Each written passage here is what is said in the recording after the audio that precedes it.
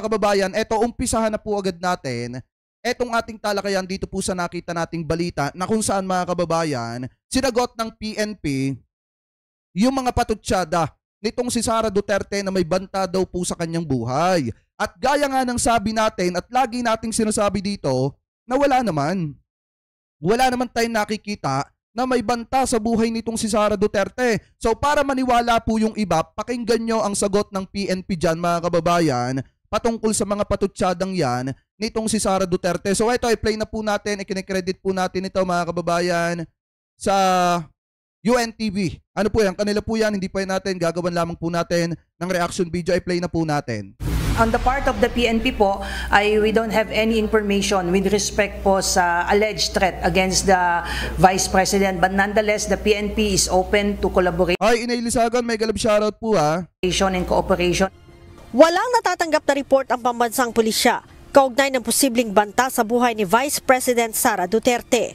Ayon kay PNP Public Information Office Chief, Police Brigadier General Jean Fajardo, kung mayroon mang banta sa buhay ang pangalawang Pangulo, dapat ay nakareport ito sa Vice Presidential Security and Protection Group o BPSPG. Ang Vice Presidential Security and Protection Group o VPSPG ang Kasi mga kababayan, kaya laging sinasabi ni Sara Duterte na may banta sa kanyang buhay. Siya lang naman kasi nag-iisip niyan. Kasi unang-una, lagi naman nating sinasabi, sa dami ng mga security nitong si Sara Duterte, sino ang utu-utong magbabanta sa kanyang buhay? At sa dami mga kababayan na nakapalibot sa kanya, sino ang magtatangka na siya ay gawa ng masama? Kaya nga mga kababayan, itong kanyang mga patutsadang ito, kung hindi po talaga sasagutin ito ng PNP, talagang magiging pangit ang tingin ng mamamayang Pilipino dahil nga magaling gumawa at mag-imbento ng kwento etong si Sara Duterte. Buti nga mga kababayan sinagot ngayon ng PNP at sinasabi ng PNP na wala naman silang namomonitor talaga kasi wala naman nga talaga mga kababayan. Ano po, so ngayon ipagpatuloy pa natin. siyang nakatalaga para magbantay sa pangalawang Pangulo. At kung meron man po, I'm pretty sure and I'm just assuming as part of security protocols po, this should have been communicated. Any threat against the Vice President should have been communicated with the Presidential Security Command since it is the command who is responsible for the security and safety of the Vice President. So kung meron man, ay dapat na i-communicate po ito and the PSC, if there is a need for police assistance, then we will readily provide it po. Gayunman, humingi aniya ng tauhan sa PNP si Armed Forces of the Philippines General Romeo Brawner para italaga sa BPSPG. Kaya naman, nagpadala sila ng 25 PNP personnel na binubuo ng 24 na Police Non-Commissioned Officer at isang Police Commissioned Officer. Yesterday po there was a request from the Armed Forces of the Philippines for the PNP complement po under the BPSPG. That is precisely the reason why we sent 25 PNP personnel yesterday na detail po sa Vice Presidential Security Protection Division which is under the Vice President Security Protection Group po. Ayan Buwan ng Hulyo nang i-recall ng Philippines. Pagka nagsalita pa si Sara Duterte mga kababayan na nalalagay ang kanyang buhay sa alanganin, ito dinagdagan pa nga ng PNP ng 25 mga kababayan na pulis na magbabantay sa seguridad nitong si Sara Duterte. Pag nagreklamo pa yan na ang kanyang buhay ay nalalagay sa alanganin, ewan ko na lang talaga mga kababayan. Kasi unang-una, gaya nga ng sabi ng PNP, wala silang namomonitor na may tangka sa buhay nitong si Sara Duterte or may panganib sa buhay po nito. So ibig sabihin kung walang namomonitor ang PNP, gawa-gawa lamang po yan ng ating Vice Presidente. Ano po, ipagpatuloy pa natin. Philippine National Police, ang 75 tauhan nito na nagbabantay kay Vice President Sara Duterte. 31 ang iniwan upang bantayan ang pangalawang Pangulo, subalit hindi ito ginamit kaya't muling inirecall ng PNP. Hanggang kahapon na muling nagtalaga ang PNP ng 25 tauhan para bantayan si Vice President Sara Duterte sa kahilingan na rin ng Armed Forces of the Philippines. Leia Ilagan, UNTV, News and Rescue. Diyos ang aming sandigan, serbisyo publiko ang aming pinahahalagahan. Ngayon mga kababayan, 'di ba mismo sinabi nitong si Fajardo mga kababayan ng PNP, spokesperson ng PNP na walang banta. Wala silang namomonitor na banta sa buhay nitong si Sara. Ngayon sumagot etong si Sara Duterte, mga kababayan. Hindi po pinalampas yung sinasabi ng PNP. Ano yung naging sagot, mga kababayan, nitong si Sara? Basahin po natin. Sabi dito nitong si Sara, mga kababayan, napakagaling talaga ng ating Vice Presidente. Napakagaling magreklamo, mga kababayan, at napakagaling magbigay ng mga salita na babalik lang din sa kanya. Sabi dito, mga kababayan, ito galing to sa News 5. Yan yung source po natin. Sabi dito, nakakahiya. Ito ang pahayag ni Vice President Sara Duterte matapos sabihin ng Philippine National Police PNP na wala itong impormasyon sa umano'y banta laban sa bise. Ayon kay Duterte, pinapakita lang nito ang incompetence ng PNP.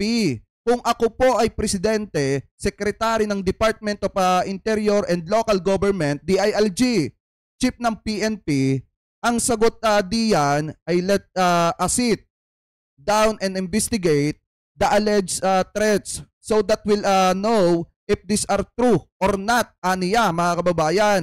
Sabi pa dito nitong si Sara, ayan ang sagot na dapat ng tao na tamang mag-isip. Hindi yung sinasabi na wala kaming alam. Threats, nakakahiya. Yan po yung sabi, mga kababayan, dito nitong si Sara Duterte. Pero kung titingnan nyo, mismong sinabi na ng PNP, wala silang namomonitor at kahit normal na mamamayang Pilipino, alam kong alam nyo yan, na walang magtatangka basta-basta sa buhay nitong si Sara Duterte. So sabi dito sa kanyang quote-in-quote, mga kababayan, eto daw, nakakahiya sa buong mundo na ang Philippine National Police, which by the way has intelligence funds, di alam ang pangyayari sa ating bansa. Nakakahiya na mayroon tayong pulis na hindi nila alam ang threat sa Vice President.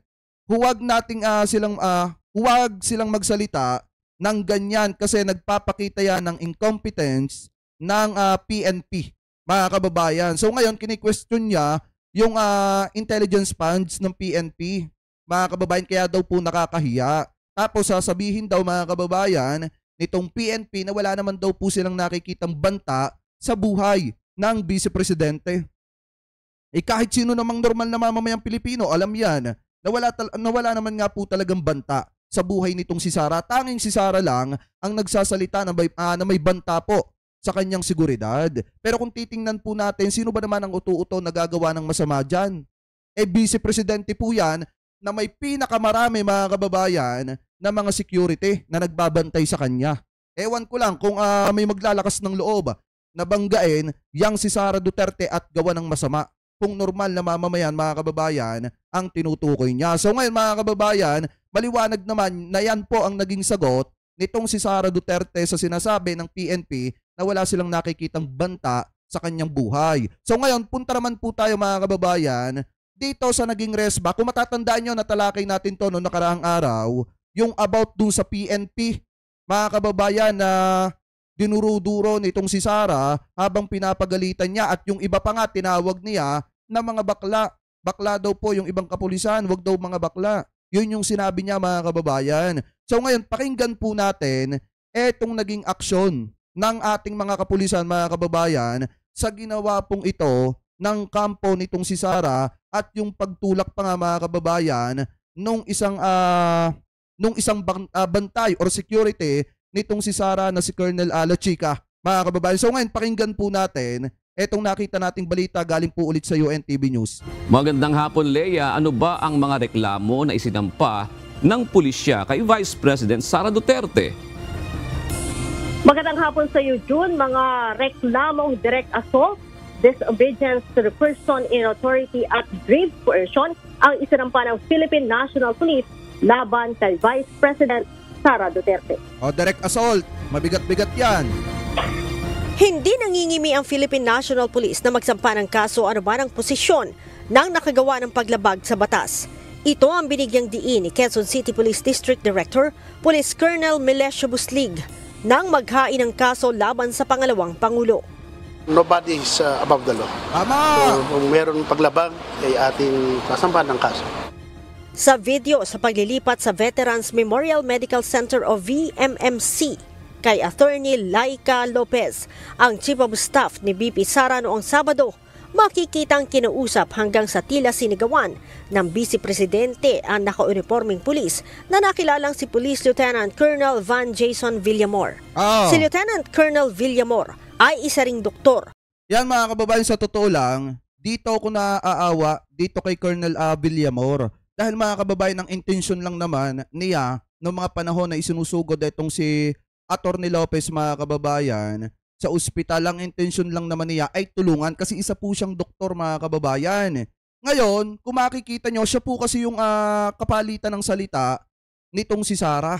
And then mga kababayan, hindi tinantana ni Sara yon at pinagsasabihan niya mga kababayan, minumura-mura niya hanggang sa nakapagbitaw nga siya ng salita na bakla daw, wag daw pong bakla yung mga kapulisan na naando doon mismo mga kababayan. Tapos kung makikita nyo, di ba hinawi pa or parang itinulak pa mga kababayan nitong si Colonel La Chica, etong si Colonel Villamor. Kaya nga mga kababayan, sa totoo lang, siguro ang intention lang dito ni Colonel Villamor is tumulong.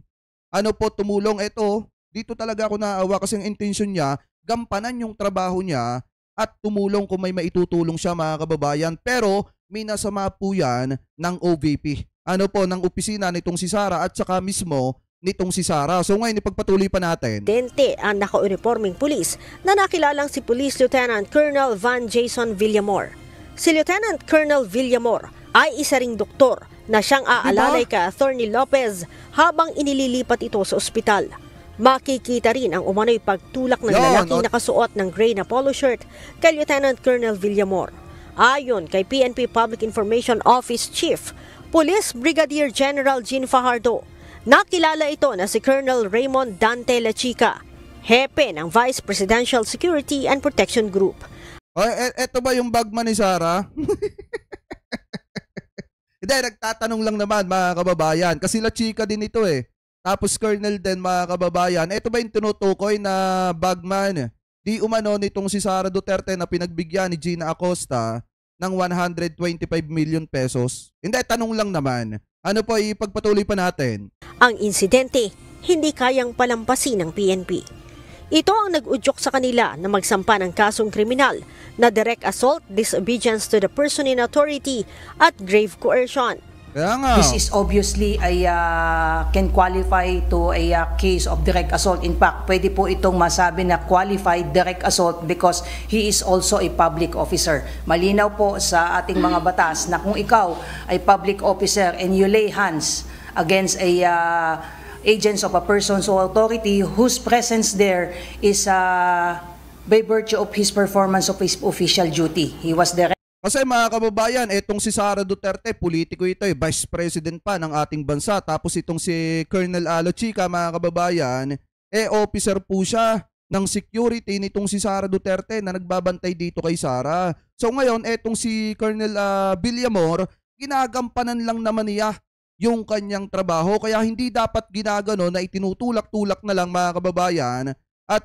sinisigaw-sigawan, minumura-mura nitong si Sara Duterte. Yung mandura ka nga lang mga kababayan dito sa agent, pwede kang masampahan ng assault, ng direct assault mga kababayan. Kaya nga kung titingnan po natin yung pagtulak na lang na yon, and then yung mga pananalita nitong si Sara dito kay Villamor, talagang dapat siyang sampahan ng kasong direct assault. Ano po ngayon, ipagpatuloy pa natin. Directed to assist the patient and yet he received some cursing but he exercised self-restraint at hindi po pumatol but you can see in the video na tinulak po siya mismo. Sinabi ni Brigadier General Fajardo na nagkaroon ng konting komusyon sa gagawing paglilipat dahil sa panghimasok ng pangalawang Pangulo sa utos ng mga mambabatas na dalhin ito sa VMMC. There were interference at instead of sa veterans po ay dinala po siya sa St. Luke's po. So obviously there are some resistance and disobedience po na nangyari po dyan na pinwersa po. Forced transfer po ang nangyari po dyan. Bukod dyan, isinakay din umano ito sa pribadong ambulansya na nirentahan nila gayong naghanda ang QCPD ng ambulansya para gamitin sa paglilipat sa pasyente. Meron pong written request ang House of Representatives. That is why nagpadala po ang PNP ng QCPD ambulance. Supposedly, doon po isasakay si Asek Laika at si Dr. Jason Villamor po ang naatasang mag-assist. But however, hindi po nangyari yon because of interference at dinala po siya at Hindi kasi mga kababayan talaga nila isasakayan sa ambulansya ng QCPD. Kasi nga mga kababayan, kung yan naman talaga ay drama, mas pipiliin nila na yung pagsasakyan mga kababayan, mismong sila yung nag-provide. Hindi nila yan isasakay sa ambulansya ng QCPD kasi mahalata di umano yung kanilang drama. Kung drama yan, mga kababayan, ano po, so ngayon ipagpatuloy pa natin. sinakay po sa isang private ambulance na nirentahan po nila at yun nga, natuloy po sila sa St. Luke's. Na malakas ang isinampa nilang kaso laban sa pangalawang Pangulo. Malakas talaga. Accordingly, although the Vice President is an impeachable officer, she is not immune from suit. No, based on several jurisprudence, there are no express provision from the Constitution, no, and from the statutes, particularly saying that the Vice President is immune. Akala ata ni Sara Duterte mga kababayan, katulad siya ng presidente na may immunity suit mga kababayan, na kapag ka nagkamali siya, gumawa siya ng mga hindi magagandang bagay, akala niya hindi siya pwedeng sampahan ng kaso. Unang-una mga kababayan, hindi naman po siya katulad ng presidente na may immunity suit mga kababayan, na absuelto sa mga isinasampang kaso habang nakaupo bilang presidente ng Republika ng Pilipinas. Si Sara Duterte mga kababayan, pwede siyang sampahan ng kaso. Kaya nga kung mapapansin nyo ngayon, si Sara Duterte nagmumukbang na ng iba't ibang mga kaso. Tapos mga kababayan, malaki pa ang tsansa na ipa-impeach pa. Kaya nga kung titingnan nyo, siguro mga kababayan, hindi ata alam ng ating Vice Presidente. Akala ata niya makakaligtas siya sa mga isinasampang kaso laban po sa kanya. Ano po ngayon, ipagpatuloy pa natin. Okay, so from the impeachable officers, no, only the President is immune from suit. Tama! Yan o.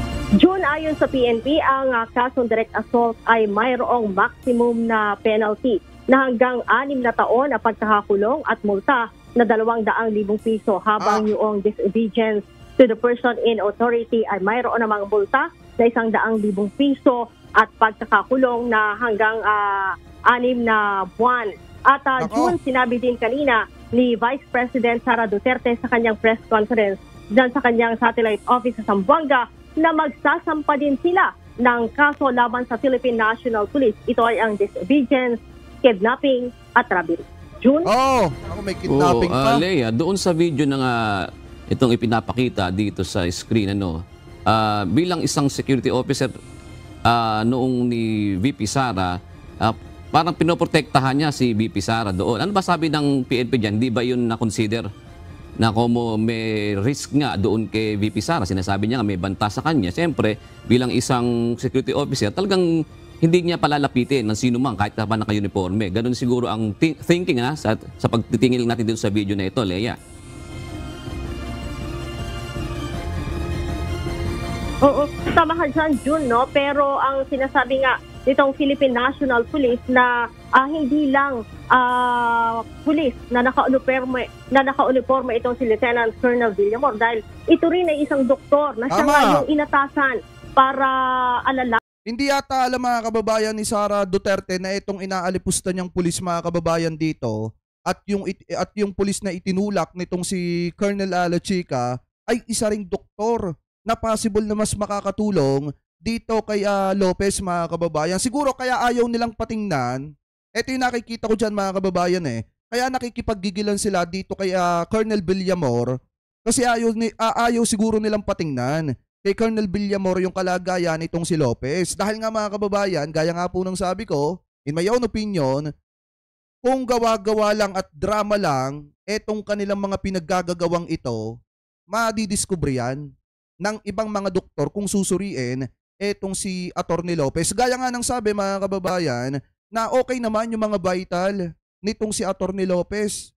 Okay naman lahat mga kababayan. Ang problema, pinalalabas nila na meron daw pong panic mode mga kababayan, na kung saan nag-iiyak daw kapag ka iniiwanan. Siyempre, kung drama nga naman yan, hindi nila hahayaan na malapitan niya ng ibang doktor. Kasi nga baka madiskubre yung kanilang palabas. Ano po, ipagpatuloy pa natin. Dayan, itong si Yusek Lopez. Kaya gano'n na lamang ang ginawa ng PNP at hindi nila pinalampas itong insidente na ito. At kung makaririnig mo rin doon na June, no, sa video na parang meron pang mga komosyon, nagkaroon ng taasan ng boses. At kaya nga magsasampa sila o nagsampa na sila ng kaso laban dito nga sa grupo ni VP Sara, June.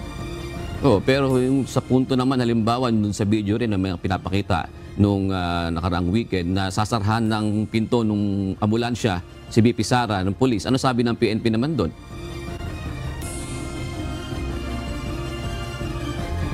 Kasama yan na June sa tinitingnan naman at iniimbestigahan din ng Criminal Investigation and Detection Group. At sinabi ng PNP na kung may pagkakamali ang kanilang pulis ay hindi rin naman sila mangingimi na sampahan ng mga ito ng karampatang kaso. Oh, kasi yung magsasara sana ng pinto, same person yun. Yung doktor na sinasabi mo, Leia eh.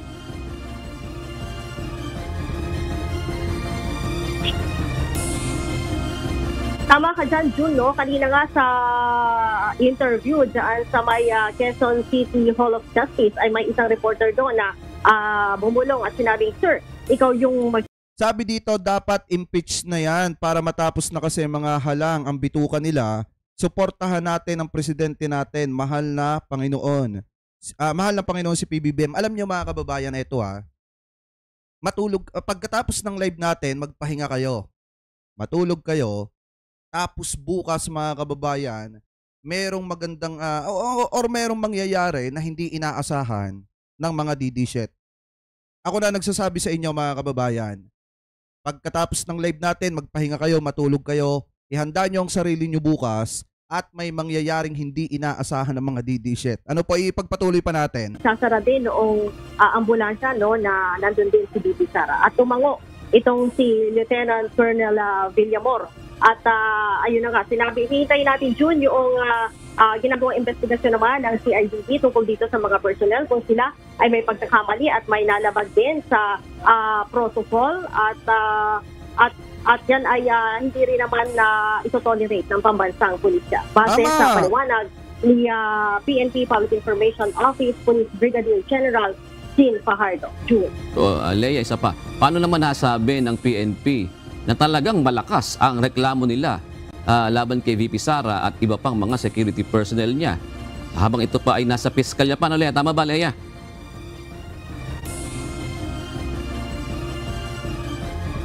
Tama, June, no? Ito ay reklamo pa lamang dyan sa piskalya at kung magkakaroon ng probable cause ay saka ito maiisampa bilang isang kaso. At naniniwala nga itong abogado nitong si Lieutenant Colonel Villamor na malakas ang kanilang kaso dahil mayroon silang mga witnesses. At sinasabi nila na makikita naman daw doon sa video na talagang isinilak ito.